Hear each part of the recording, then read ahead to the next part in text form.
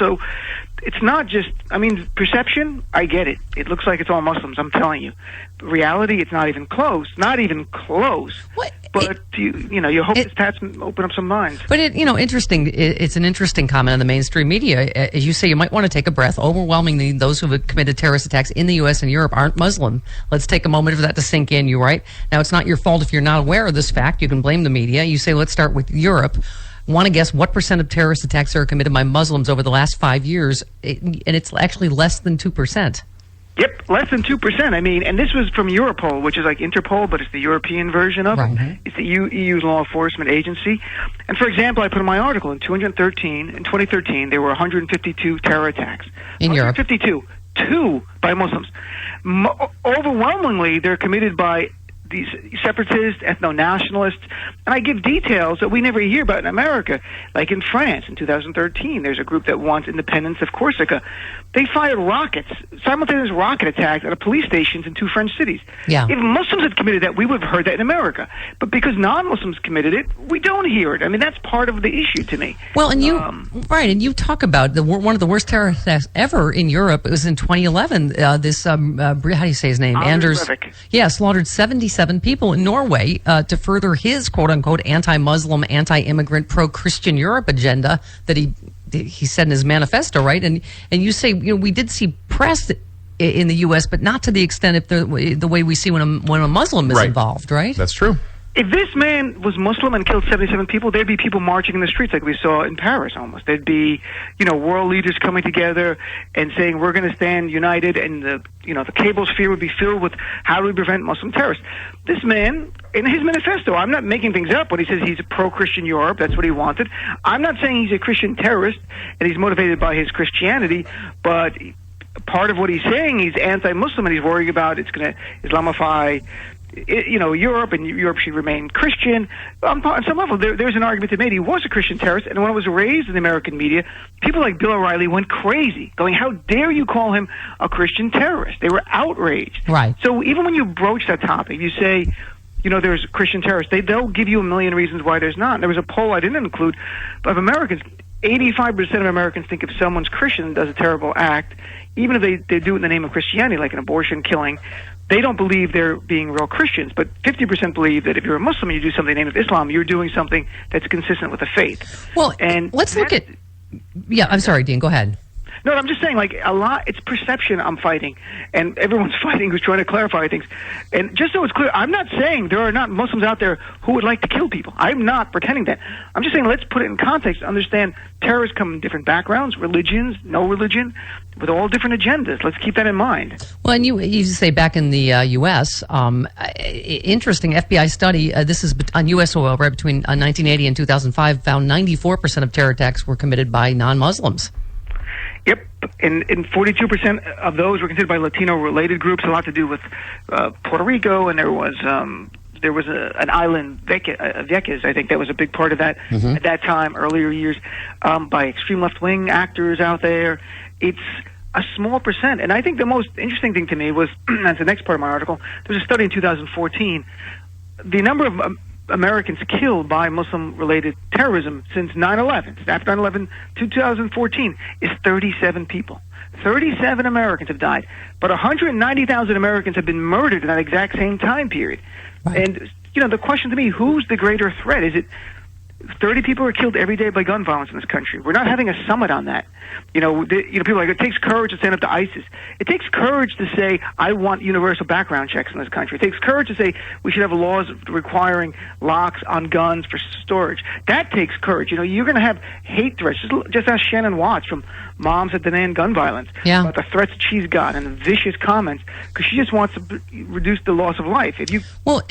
By the way, you make of it's funny, but you make a good point. Said the media will have expert after expert discussing how we can stop these scary brown Muslims from killing any more Americans, despite the fact you actually have a better chance of being killed by a refrigerator falling on you, which I do, because if I need my Chardonnay and it doesn't open right away, there's a very, very good chance. You'll be crushed, but that's absolutely correct. A piece of furniture killing you is a more likely scenario to kill you than any terrorist, not just a Muslim terrorist, but any terrorist.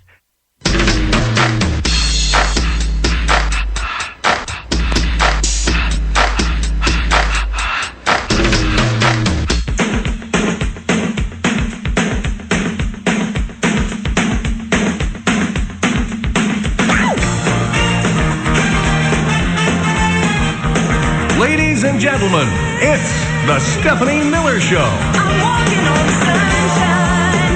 Whoa, I'm walking on sunshine. Whoa, it's time to feel good. Hey, all right now, it's time to feel good. Yeah, it is the Stephanie Miller Show. Charlie Pierce coming up at the bottom of the hour. Jody Hamilton live in studio with us. Bob Seska next hour, 6 minutes after the hour, 1-800-STEPH-12, the phone number toll free from anywhere. That douchey rich guy that called has really got the phones going. Yeah, got the people riled up. Thanks, douchey. Okay. By the way, I don't think I'm as douchey a boss as he probably is. But if anyone snaps here, it's going to be Travis Bone. Yeah, well, This will be him. Woman accused of trashing boss's office with glitter and silly string. well, Travis is all about the glitter. Yeah, and there'll be a lot of like brony sex toys. My Little Ponies. Strewn about. Yeah, because Travis left this in here yesterday. Yeah. Ohio woman accused of trashing her former supervisor's office with glitter and purple silly string. That would be Travis. That'll be, after a happy hour, I'll come in. There'll be like, actually, rainbow, silly string. Yeah. Bunch of brony sex toys, glitter. And just he'll scrawl, I quit. In like Glitter. fuchsia. Yeah, and glitter across the. Or those silver pens, you know, that. Yeah, he's like this close. I know. Right? Well, believe me, I know. I talk to him more than you do. Ooh, okay. Let's go to Chris in California. Hi, Chris. Welcome. Good morning, Stephanie. Good morning. I just love you guys. You light up my morning. Thank you. All of you guys. Thank Steph you. and the posse, for sure. Thank you. Anyway, the douchey rich guy. Yes. Hey, douchey rich guy. We know you're still listening. Yeah. Go ahead. Okay? Did you know that the number one way of creating wealth in this country is to leverage other people's money? Right. Yeah. Yep. Right. I mean, that's right. They don't make anything, right? Right. Right. They don't create value. They just, they just work. They just play around with other people's money. Exactly. Yeah. Exactly right. And Elizabeth Warren fights against that sort of thing. Yes. Sorry, Mittens. Yeah. Oh, look, Mittens out on the campaign trip. Oh, here we go. First, we have to make the world safer. Oh. Second, we have to make sure and provide opportunity for all Americans, regardless of the neighborhood they live in. And finally, we have to lift people out of poverty. Oh, dear. Yeah. I love the Politico piece. Former Obama campaign aides mock Romney's new anti-poverty campaign. Mitt Romney, sudden champion of Americans trying to make ends meet. I know. That's so funny. He doesn't give a rat's ass. Right. His reinvention as an anti-poverty warrior has many in the Democratic Party in a frenzy of excitement, even glee, as what they see as the Democratic Party's stroke of good luck. That's what I said yesterday. Yeah. Is he with us? Seriously? In a word, one of Obama's campaign aides said, disbelief. Another wrote, Romney is 47% concerned about inequality, the other 53% of whom would rather polish his car elevators. Oh, the car elevator thing never gets old. Jim Messina, Obama's campaign manager, said Romney's problem has always really been about believability and connection with the challenges of average Americans. He's simply never going to be believable to go from car elevators, offshore accounts, and his famous 47% comment to the populist income equality warrior. And I've forgotten one. We were counted all the things he said. Mm-hmm. I forgot after the election. Remember, he blamed his loss on the gifts he said Obama promised to minorities if they voted for him. Oh, that's So right. he doubled down. It wasn't like one gaffe that got caught on tape. Right. The only policies that will reach into the hearts of the American people and pull people out of poverty and break the cycle of poverty, he said yesterday, are Republican principles. Romney said to no applause from the Republican crowd. Oh, God. Isn't that awesome? Oh, wow. Bill de Blasio said, doing it in such a ham-handed manner and what appears to be a deathbed conversion is a strange way to suddenly come out of the box with it. I find it disingenuous, and I think a lot of other people will too. This is a guy who was pretty brazenly uninterested in addressing income inequality in 2012.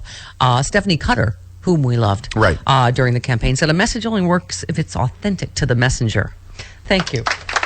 What, Mitt Romney inauthentic? He's good at talking about the height of things and various objects still, isn't he?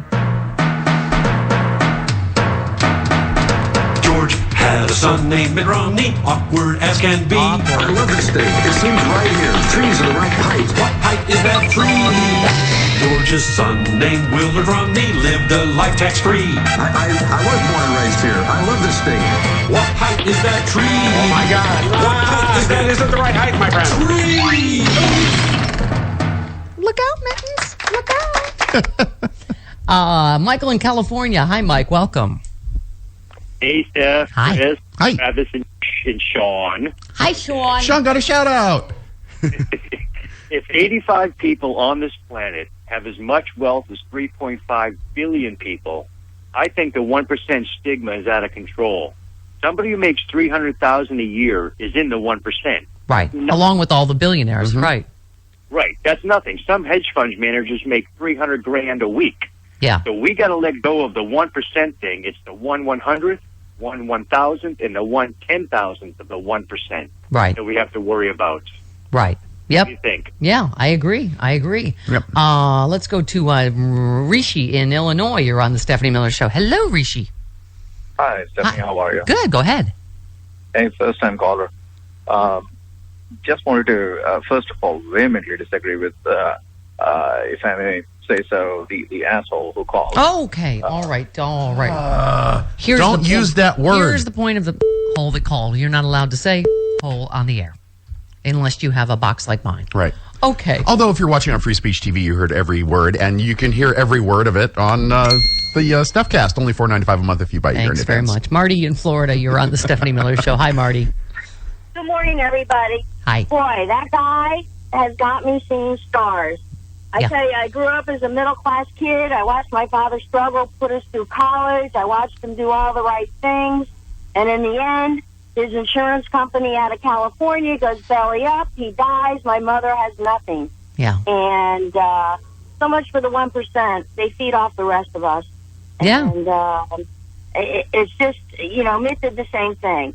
So Yeah, I mean, I love his not even just smarter than you. I'm better than you. Yeah. I'm just better than you. That's why I'm richer. Yeah, if you have As that if- attitude, yeah. good luck getting people to work for you I mean, and help you make that money. My dad grew up my grandmother came over from Russia, sewed clothes, put him through medical school. He was a dentist, but he was a decent guy, and he treated people for free when they need it. Yeah. And in the end, you get yours. Yeah. So, Yeah. 1% crap has it's killing me. And, And I gotta say, Dan, this is who's this? Oh, Rishi, right? Wait, No, where am I? Marty. No, Marty. Sorry, Marty. No, I was saying I think this particularly resonates with me because I always make the point. I just feel like this is not my dad's party, and though my dad was a Republican and obviously did very well, I always you can differentiate. His dad was a janitor, but he wasn't a Rockefeller or a Kennedy or a Romney, and that's for Mitt Romney to pretend that he has any idea what it's like to struggle. He doesn't. I mean, it is to laugh, in my opinion. Dan in Illinois, you're on the Stephanie Miller Show. Hi, Dan. Hi, Steph. Hi. There was a guy last week I saw on one of the shows. He wrote his wife a check for over $900 million. That's right. And he had Yeah. and he had billions of dollars As part of the left over. divorce settlement. Yeah, and I think she didn't cash it because she didn't think it was enough. Right. So she didn't want it because that would say she was settling or Right. whatever. But I know you're like going, wow, rich Yeah. people problems. Yeah. That's part of the problem. I'm African American. I'm 50 years of age, and I have witnessed in my lifetime, this is just based on my own observation, the country cannot move forward until poor white people stop voting for white people in office who do not have their interests. According to the 2010 census, most of the country is white. Stop voting for people who do not care about you. The plight of minorities is different. We've been eating chitlins a long time. When unemployment is 10% in the country, it's 25% amongst the African Americans. So they don't even look for our vote. They only simply look to eliminate it, to find ways to make it harder for us. It's when the people who are sitting next to George Bush are saying that I'm a single mom, I got 3 children, I work 3 jobs, and he laughs and says, "Oh, that's uniquely American." That's all I have to say. That's great. Thank you. Yeah, that's awesome. No, moron, that's bad. How can a party that talks about family values say that's great? You have to have 3 jobs. I bet you won't even recognize your kids at their high school graduation. That's the very definition of out of touch. Yeah. Jeff in Phoenix. Hi, Jeff. Welcome. Hey, how you doing? Good. Go ahead. I'm gonna talk about that movie, American